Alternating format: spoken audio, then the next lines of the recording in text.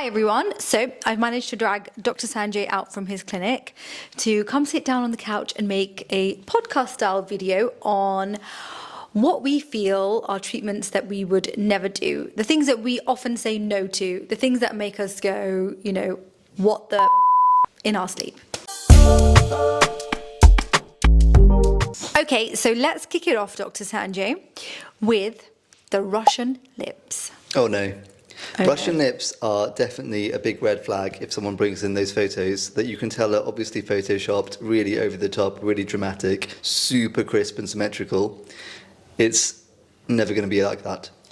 It can sometimes look like that immediately after, but it's not a good look long term. You can see on the screen here why we don't think so, and we've got a whole video on why you shouldn't do Russian lips. But I think for me, the problem is that when we approach treatments, we're always looking at it from is the correct product used, is the correct technique used, is the correct natural anatomy adhered to?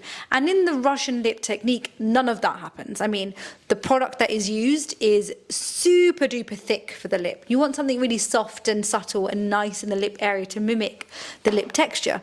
And then the technique that is used is just pretty awful. It's just constant in, out, in, out, in, out the whole way around the lip, leading to a higher propensity to have lumps, bumps, and asymmetry. And then finally, the anatomy is just not adhered to because not everyone's lips look like that naturally. And trying to lift and create that adds a lot of heaviness to the sides of the lip. So eventually you get a lot of migration and lips that end up looking like this. Yeah, it's not to say that you can't lift a lip. You can lift a lip, but you can a little bit with respect to the natural anatomy. And it's not about how a treatment looks straight after or even 2 weeks after. It's about how it looks 3 months later, 6 months later, 1 year later. And when you factor in how mobile lips are, for example, you're talking, laughing, chewing, expressing all day long, these are an area where quality and technique matter more than others. Exactly. Right, okay. Next one that I've got for you is a V-shaped chin. That was a delayed reaction. You had to think about that one. I did, yeah. I was going to try and make my face into a V-shape, but I don't know if I could do it or not. So. But not only that, combined with the maleficent cheekbones. You look like you liked it. Is that something you often say yes to? No, I agree with you. And the reason that these treatments are often done in combination is because when people talk about classic ideas of beauty, they talk about contouring cheekbones and slimming faces and trying to create triangular faces, but it's just done over the top. It's done too much. It's almost going too far. It's like alienization of the face. Many people refer to this concept, right? And it just looks really fake. Yeah, you can take someone's natural features, you can tweak things by 1 millimeter or 2, but keep their natural features kind of similar to what their natural features are, but subtly define things. That we do all the time, that's super common. But when we actually want to create something really pointy and sharp that's nothing like that to begin with, it's never going to look natural. Yeah, I think quite literally sometimes people come in with, the idea that they want their actual chin to be as pointy as possible, almost could poke a hole through a piece of paper. It's ridiculous. And I think it's becoming easier and easier as we become more experienced over the years to spot this type of patient and really try and educate them and tell them no. But it's a big no, right? Yeah, because you've got to remember the main reason people come to clinic is because they feel like they want to look better in some way, but they might not understand what that actually looks like. Yeah.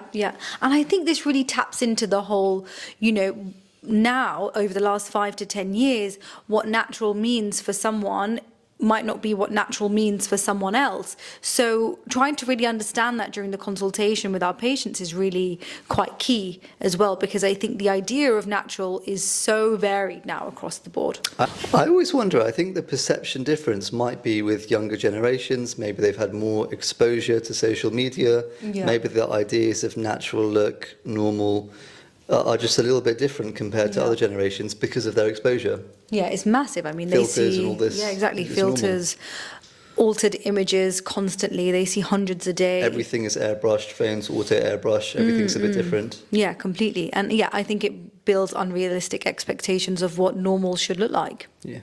Just to add to that, I always say to every patient, it's not just about how something looks in photo, because sometimes people will say, I want to like this photo. But it's about how they look in expression, it's about how they look in real life, it's about how they look in video, it's about how they look when they talk and they move. Because with natural look aesthetics, we need to capture all of that, not just a photo. Yeah, completely agree. So next up is a treatment that you do often, which is fat dissolving injections. But the question I have for you is, would you do fat dissolving injections in someone who's unlikely to follow lifestyle changes?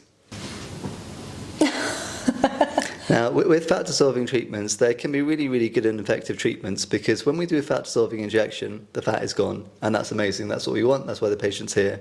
But with fat, due to lifestyle factors, people can put weight on very easily. So if someone gets a fat dissolving treatment, but they haven't followed kind of all the lifestyle advice and they're not doing everything else you would need to do to maintain the type of result, fat is just going to come back, and then you're going to have an unhappy patient, because these treatments can be expensive. They paid for fat to be removed essentially, and now later on it's coming back.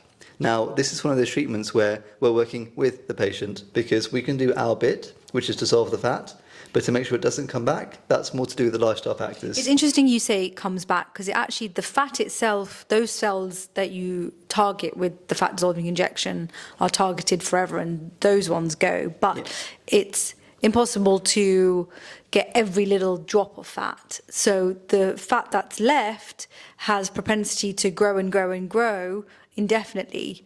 So those cells can just become bigger. So you can, therefore, still get fat in those areas. So it's super important to follow lifestyle factors, because then it's, like you said, a waste of money. It's like anything. I mean, someone can get a PT for, 6 months and they can get in the best shape of their life, and that's great and that's amazing. And I would encourage anyone who can afford to do that, because it's going to be really good for them. But if they stop following the advice, if they stop doing everything, suddenly they're going to start losing all of their gains. They can put fat back on. And then would it be right for them to say, oh, that PT didn't work? I don't think so. It did work. It did what it was meant to do. But following the lifestyle advice afterwards is just as important, if not more important. Yeah, fully agree. So I've got one for you. What about the inappropriate use of medical devices that generate heat? Ooh, yeah. This one really gets to me, because you can't use these very powerful machines on everybody. So, for example, you've got to be very careful with how you use, for example, radiofrequency microneedling devices, laser devices, intense pulse light devices on skin of color, for example, on patients that are likely to pigment. And particularly, I see a lot of people using energy-based devices that generate heat, so like a Morpheus 8, because it has radiofrequency in it, on active, say, melasma on the skin. Melasma is obviously a chronic condition, and things like that are just going to make it worse. So I think there's a lot of inappropriate use of medical devices, people using really high settings, people doing it too much, people overusing the treatment inappropriately. And that can obviously cause problems. So I think it's really important for all of us to be very cautious, just like any other treatment, when you're doing a treatment with an energy-based device. And you see it happen. I mean, there's lots of medical devices. They come out, they've got a great evidence base, they work really well, and then suddenly these devices are everywhere, and suddenly they're being used by people who maybe don't understand how strong and powerful they are, and then they might get used incorrectly. Yes, and if exactly. that happens, that could lead to a really bad outcome, and then you're going to get people who are slating a certain device when actually all that's happened is it's been used too aggressively, and that's caused an issue. So it's not a problem with the device, but it's a problem with how it's being used. Yeah. So final one, Okay. As you're a specialist in clinical dermatology, what do you think on supermarket skincare? Ooh, okay, look, I have nothing against supermarket skincare, but that's what it is. It is supermarket skincare. And it's okay to use here and there when you're not really tackling an issue that you have with your skin. But I think everyone comes to a certain point where they're trying to do preventative skincare, right? Whether it's for pigmentation, fine lines, elasticity, collagen, etc. So when you're doing something, when you're targeting that, then your skincare can't be in the same basket as your chicken thighs. I mean, that's a quote from one of our friends recently, and I still haven't stopped laughing about it. And I actually use it in my clinic day to day when a patient goes through their skincare with me, and then I have to actually quote this, and it really gets through to them. But so often patients will say something like, but I'm using the right ingredient. What are your thoughts on that? Yeah, so I think there's, for example, vitamin C, everyone thinks every brand has a vitamin C, right? But a vitamin C, there's many forms of it, and there's only some that have particular scientific research and evidence and clinical data to showcase that they work. So for example, there's many different types of vitamin C, but L-ascorbic acid is the only one that has this data. So now L-ascorbic acid as an ingredient is very difficult to stabilize, so it's really hard to formulate, so it costs a lot of money. You have to make sure it's in like a glass bottle that is dark so light doesn't hit it. It has to be stored correctly, and it has to be used correctly to avoid it being oxidized. So that level of detail in creating a product means that it is going to be a little bit more expensive. But then equally, you don't have to spend a lot of money on certain skincare products. So I so often think that certain mineral SPFs are fantastic from certain brands. And, there's certain cleansers and moisturizers that are great from brands that you can get over the counter, but not necessarily supermarket. I think what we should do is, why don't we create a list of our most popular essentials? So I'm talking about like a cleanser, a moisturizer, sun protection. We can just create a list of over-the-counter stuff that we would recommend for people to use who are looking for that type of thing. And then in terms of medical actives, those are a bit more bespoke. Yeah. So there needs to be more thought about those type of skin creams, because those are the ones that are going to really improve your skin over time. And that's where the quality matters. Yeah. Okay, I've got one last one for you. So what do you say to a patient that comes in and they want, not the Russian lips, but they want like 2-3 mils in their lip? I mean, to be fair, we never really get that type of patient, because usually people who come to our clinic have done a bit of research. They want something subtle, natural look. It's going to be more the type of patient who they want to see a difference, but they don't want people to come up to them and say, oh, you've had your lips done. Yes, it's not that type of patient. So usually that type of patient wouldn't find their way. Okay, but here. if you did have one that asked you, what would you do?